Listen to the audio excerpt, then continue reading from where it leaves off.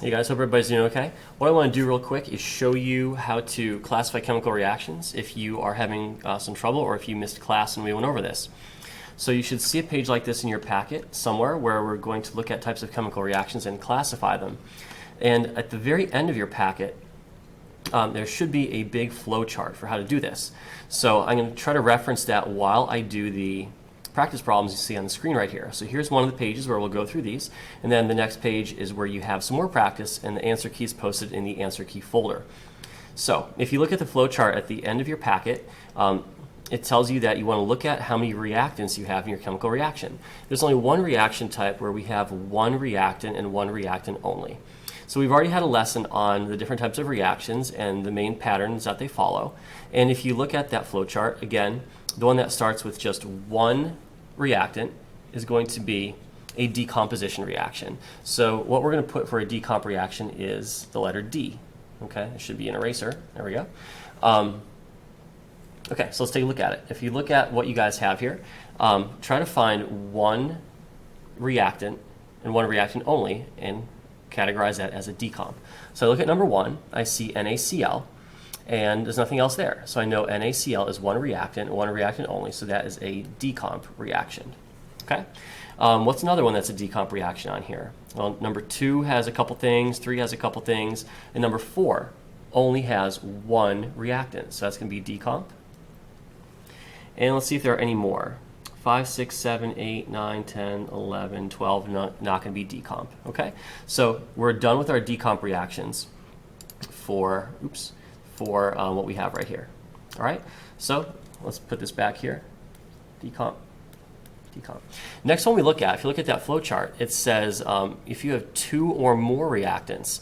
So every other reaction type involves two or more. So you want to look at what those two reactants are and see what category they fit into. So the next one down on the flow chart says to look for oxygen and a hydride. And usually that hydride is going to be a hydrocarbon. So you're going to look for oxygen and a hydrocarbon, something with hydrogens and carbons in it. Okay? So find one on here that is O2 plus something with C's and H's. So number 2 isn't going to work, but 3 does. You have C2H4 plus O2. That is a combustion reaction. So you put C for combustion.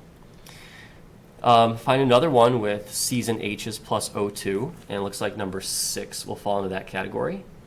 It's combustion. And we keep going through. Are there any more? And it looks like number 11 is combustion. Okay? It's important to do them in this order because the next reaction type, which is single replacement, it sometimes looks like a combustion reaction is actually a single replacement reaction, and it's not. So a single replacement reaction, which is the next one on your flowchart, the next one you want to look for, we write as SR for single replacement. That is when you have an element plus a compound. Okay? Now you're going to say, wait a minute, combustion reactions look just like that. Combustion reaction is an element, which is O2, plus a compound, which is the hydrocarbon. And you're right.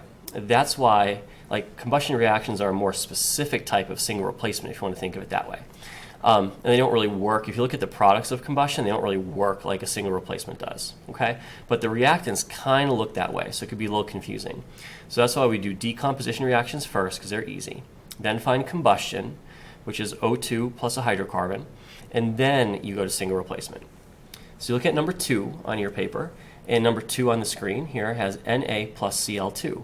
And some students think that's a single replacement, but it's not, because Cl2 is just an element. Okay, chlorine is the same atom. There's 2 of the same atoms. That's an element. So 2 isn't going to work. So the first one where you get to, where it's an element plus a compound, is actually all the way down to number 8. All right, so number 8, you have Na, which is your element, HCl, which is your compound. So that is single replacement. Find another one that follows the same pattern, and you're down to number 10. For number 10, you have K, which is potassium, your single element, plus silver chloride is your compound.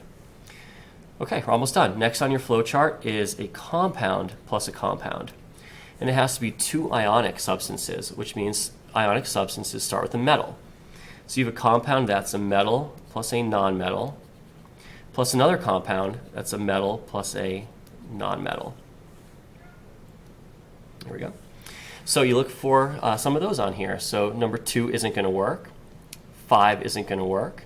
Look at number 7, though. For number 7, you have NaOH. That's a compound. And HCl is a compound. So that is definitely a double replacement reaction. Okay? I look at the rest of them. Number 9 isn't, and number 12 isn't. So if you look at your flow chart, everything else is a synthesis reaction or a composition reaction. And I simplify that by just putting an S for synthesis or composition.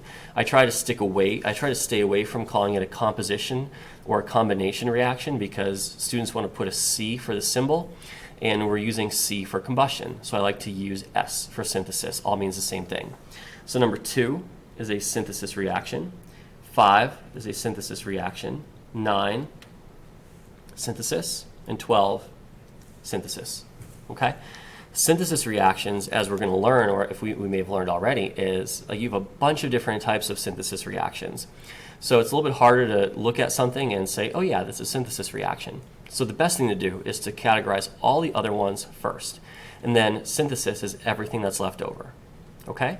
If you go to the next page, there's a boatload more practice. There's a lot of them, but it only takes maybe 3 or 4 minutes to go through the whole page if you follow my pattern. Okay? When I do this in class, it really takes students maybe 2-3 minutes to do the next page. So you do decomposition first. Okay?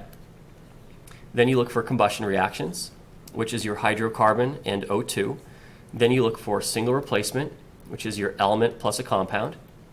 Then you look for double replacement, which is your compound and a compound. And then everything left over is synthesis. Okay? So that's the order. Decomp, combustion, single replacement, double replacement, synthesis. And you'll be good to go. There's an answer key posted in the answer key folder.